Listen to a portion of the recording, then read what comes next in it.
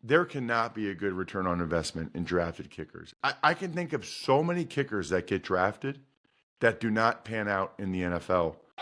You're tuned in to the Ross Tucker Football Podcast, guiding your gridiron journey, none other than your host, former NFL lineman, Ross Tucker.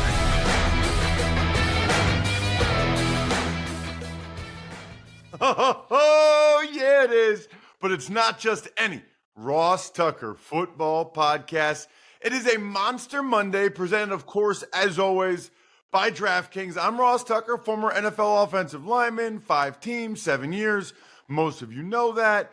Get a chance to call a lot of games as a result, which I love. I was in Hawaii Saturday night again. This week, how about this doubleheader this week? Thursday night, I'm in the booth with Iron Eagle for the Commanders at the Eagles, Westwood One National Radio. Then I'll fly down to Miami, Raiders, Dolphins, CBS on Sunday. 2 incredible national fan bases. Really looking forward to it.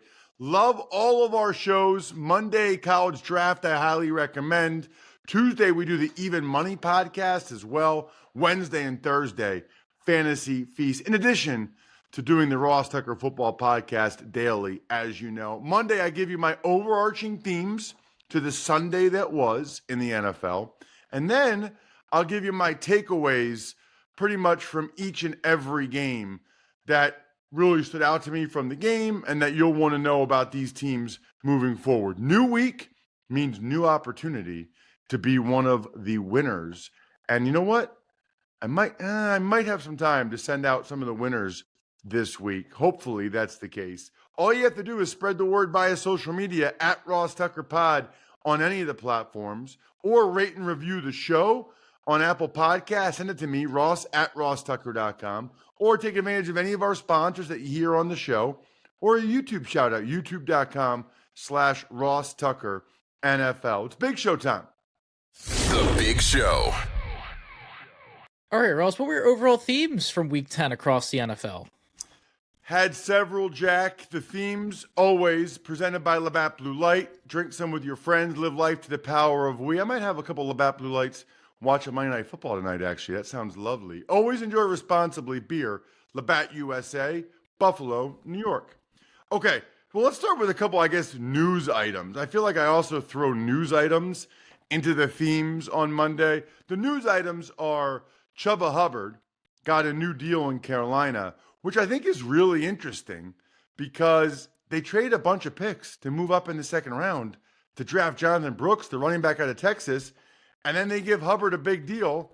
And by the way, he deserves it, but just interesting management there. I do think you need 2 running backs, though, or at least it's helpful to have 2 running backs.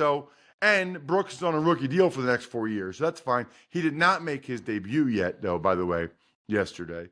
Dak Prescott, interestingly, Stephen Jones said they were going to put him on IR, the owner for the Cowboys.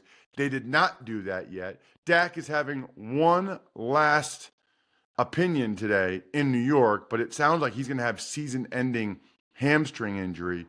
And boy, oh boy, was it noticeable what the Cowboys are like without him in yesterday's game. That was rough. Some other things to jump out. I guess just watching the Giants play over in Munich, it really is something that they chose to pay Daniel Jones $40-some million a year rather than Saquon Barkley $12.5 million a year. I mean, that was a choice. That was really a choice.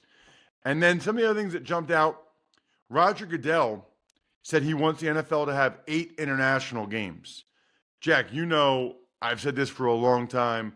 I am fully on board with that idea. 2 reasons. One is, and I know this from hosting this podcast, we have so many awesome international fans everywhere. I want them to be able to see a game in person. I want them to be able to take friends to a game. I want them to be able to experience it. Not only that, it's good for revenue for the league. Not only that, there are so many children all over the world that think soccer is the best sport. Look, soccer's great. It's great. I got no beef with soccer, but come on. I mean, I played both. Actually, played both for a long time. I want people to experience football, so I'm all in on the 8 international games. I actually think there should be 16 international games, and every team still has 8 home games and 8 away. I don't like that it's inequitable on some level. Although I guess since it's the same for each conference, it's fine. In terms of the games, I felt like, Jack, there were a bunch of quarterbacks that were absolute turnover machines yesterday. I mean, almost every game, right? Mac Jones and Sam Darnold. I mean, it was like Mac Jones, his turnovers were late, but Sam Darnold, I can't believe the Vikings still won with Sam Darnold throwing 3 picks like in the end zone. Joe Flacco and Josh Allen in that game, they were going back and forth throwing picks. Flacco threw, I think, 3 and had a fumble and had a pick 6. Josh Allen threw a couple. That was noteworthy. It seemed like a lot of it was in the same game. Eagles, Cowboys. Hurts throws a pick, which is a nice play by Trayvon Diggs. He had a fumble. Cooper Rush had a fumble and a pick, and Trey Lance had a pick. And I mean, on the other side, we mentioned Hurts, we mentioned Cowboys. How about Jared Goff? 5 interceptions last night, and they still won the game. 5 interceptions, and they still won it. I'm trying to look at some of these other games to see if I missed any others, but that was the biggest thing that jumped out to me from yesterday was just how many quarterbacks were absolute turnover machines. Other things would be the kicker issues. I think everybody knows how I feel about the importance of kicking in the sport of football. What happened to my guy, Younghoe Koo? Younghoe Koo was off, to say the least. How about Jake Moody for the Niners? Missed 3 field goals. And I tweeted this yesterday. I'll say it again here on the show because I know a lot of you aren't on Twitter. I'm at Ross Tucker NFL on every social platform. There cannot be a good return on investment in drafted kickers. I can think of so many kickers that get drafted that do not pan out in the NFL. It seems like a bad decision to make. I would never draft a kicker, especially like day 2, maybe late in the draft, but not day 2. Aguayo, Moody, some of these guys. And then the last thing that jumped out to me, Jack, was just the better teams find a way to win, right? Like think about all these games that were close games, could have gone either way, whatever. Who won almost all of them? Buffalo still found a way, even though it wasn't pretty, still found a way to beat the Colts. Minnesota, that was brutal, yet in the end, they still beat the Jags, who aren't good. Kansas City, they should have lost the game. They found a way to win. It's like you either have a great record or a bad record this year. There's almost no in between. The Niners, 3 missed field goals, they still find a way. The Lions last night, you mentioned all the Goff interceptions, and yet they still find a way to win a game. So those are probably my biggest themes and takeaways from the Sunday that was in the NFL. All right, it is your last chance to take advantage of this awesome contest via my friends over at Smirnoff, the world's #1 vodka and an official vodka partner of the NFL. They are giving fans in select areas of the country a chance to win the ultimate game day experience, from tickets to sideline passes and so much more. Just head to WeDoGameDays.com until November 15th, that's this week, to enter your chance to win. Please drink responsibly. Smirnoff #21 vodka, distilled from grain, 40% alcohol by volume. The Smirnoff Company, New York, New York. Please do not share with anyone under legal drinking age. No purchase necessary. 21 plus. Ends 11/15/24. See rules at website for participating area and other important details. Sponsored by Diageo Americas Incorporated, New York, New York. Again, go to WeDoGameDays.com. Smirnoff, We Do Game Days. All right, Ross, we're going to start overseas where a brutal fumble to start overtime hands the win to the Carolina Panthers, beating the Giants 2017. And you know what? It doesn't happen very often, but that's one of my themes one of my winners We have the 11 Oaks hungriest performance every week, and we have the O-line of the week presented by Campbell's. How about the Carolina Panthers? I mean, the Carolina Panthers, Chuba Hubbard was running all over them. The offensive line of the week is presented by Campbell's Chunky Soup that eats like a meal. Think about the fact that Hubbard, early in the game, it seemed like he had 150 some yards. He finished with 153 yards on 28 carries against a good Giants defense, or what's supposed to be a good Giants defense, supposed to be a good Giants defensive line. And that Carolina offense ran the ball right down their throat. One of the biggest reasons why the Panthers won the game. Other things that jumped out from the game would be Daniel Jones. It's over. It's over for him. They're probably going to bench him this week. I'll be very curious to see what other fallout there is for the Giants franchise after this season, because it's ugly. I mean, it's ugly and there's no way around it. There's no disputing it. It's very, very ugly. And listen, I mean, he missed some throws and made some plays that obviously you just can't make. The flip side is, I'll give Daniel Jones some credit. It seemed like he was able to make some plays late to keep the Giants in it, and they went to overtime. He got them to overtime, and then they had a chance to win it. And then you said it, Jack, the fumble by Tyrone Tracy. Man, I felt bad for that young man. I really don't like when players are the GOAT, and in particular a rookie player like that, because that's tough. I mean, go in the locker room, and then the long flight back from Germany, that is just tough. It was actually a really nice play by Ashawn Robinson to punch it out. The last thing I would say is that the Bryce Young, better, again. Now, that's not the same as saying good, but better. Again, I thought, like 3rd and 7, he delivered a strike on that out route to Xavier Leggett. That was awesome. Well done, Bryce. Things went from bad to worse in Chicago. They lose to the Patriots badly, 19-3. I can't imagine what it's like to be a Bears fan this morning. I mean, first of all of the hope for this season is gone, right? Now you can no longer act like you're a playoff contender when you get blown out at home by the Patriots, 19-3. Absolutely brutal. But then to watch Drake May look better than Caleb Williams, that is concerning. The Hail Maryland broke the Bears. That play absolutely broke their team. I feel like that happened once last week too, right? It did happen last week, yeah.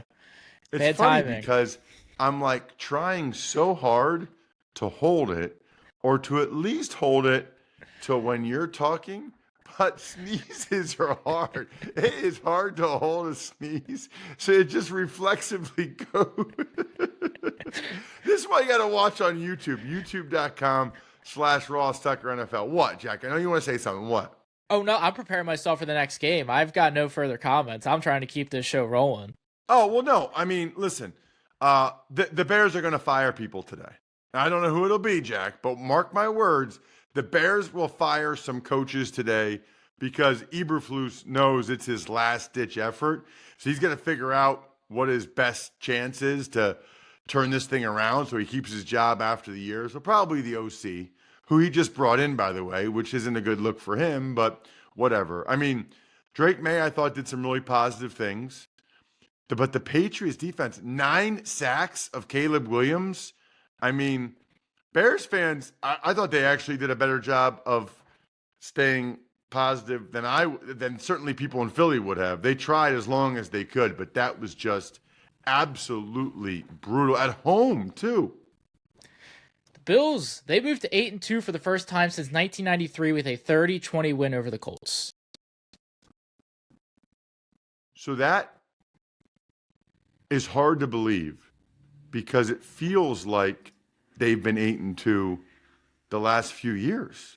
It's hard to believe that this is the year where they have the best record. It wasn't looking great early. Now, Taron Johnson had that sweet pick 6. It was a close game. The Colts actually had the lead. Jonathan Taylor was running the ball effectively, and the Colts had the lead.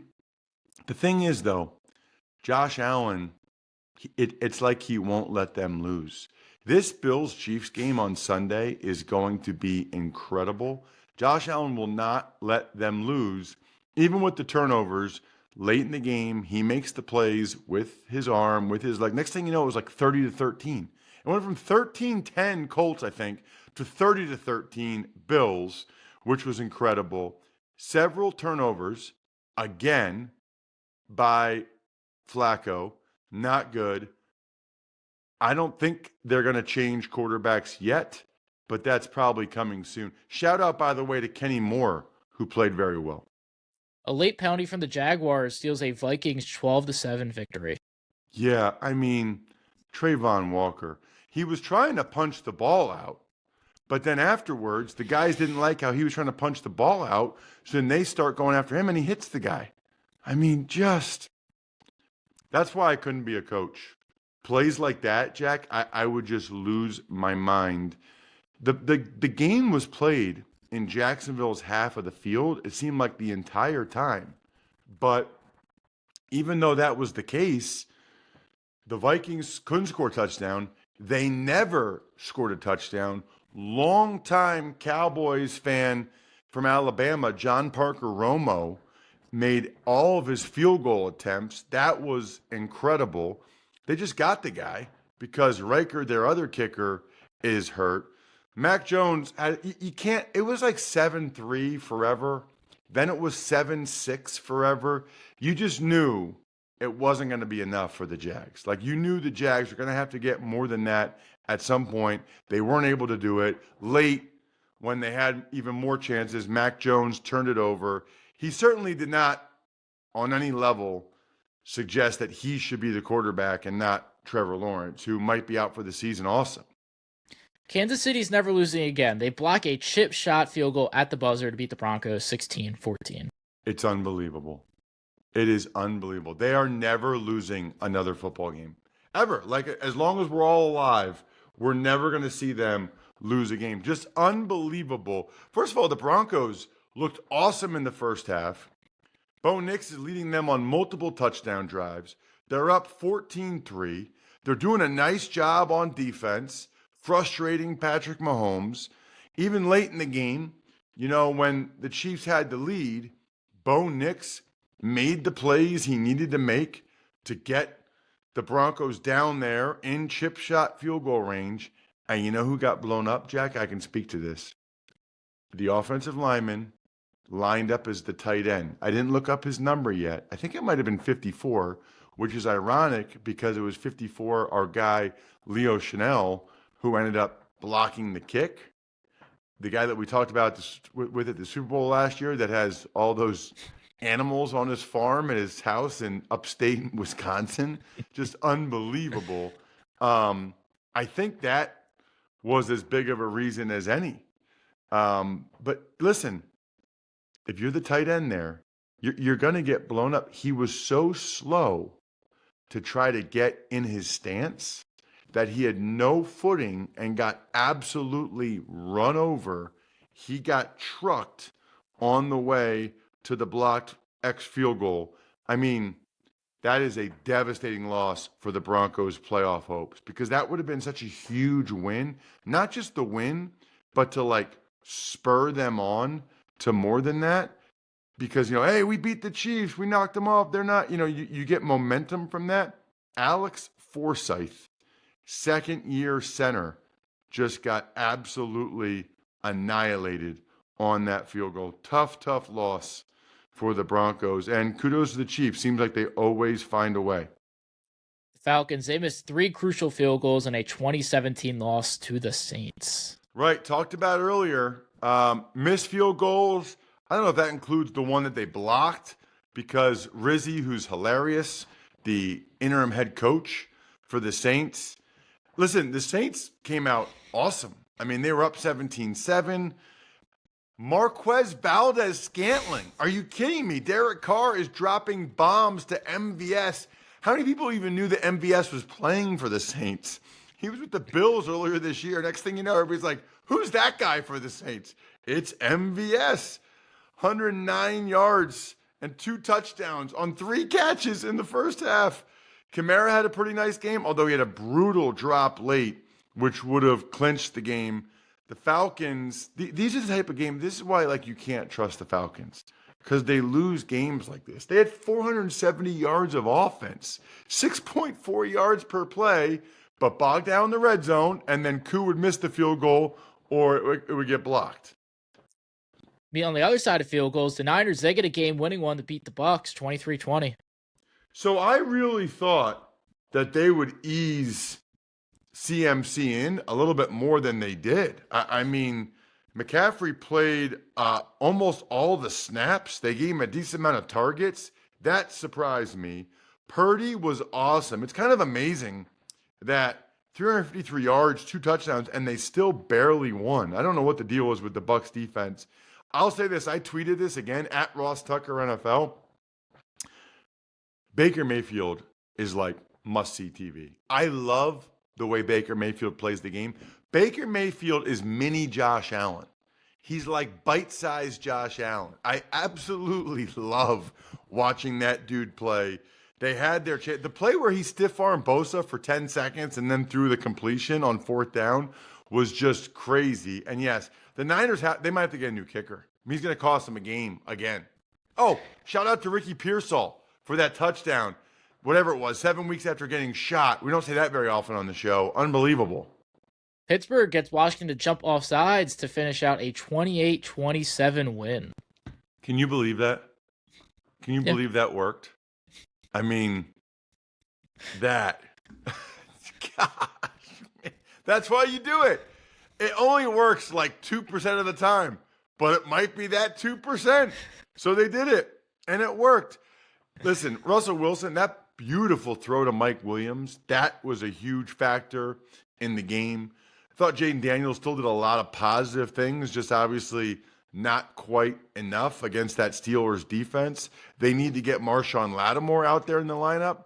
But that was an awesome game. That was a really fun back-and-forth game between 2 legitimately good teams. Chargers, they're now 6-3 after a convincing 27-17 win over the Titans. So the Titans were hanging for a while, and that Herbert fumble from Jeffrey Simmons that McCreary popped up, that could have been the difference in the game that they then overturned. Levis dropped a bomb. I can't remember who did he throw that to? Levis dropped a bomb that was awesome to Ridley, and the Chargers, it was competitive. The Titans were there. The Titans just aren't good enough to get it done. I thought, the Titans, they probably need their defense to play a little bit better than that to beat a team like the Chargers, right? I mean, the defense wasn't bad, but the defense is really the strength of the Titans team.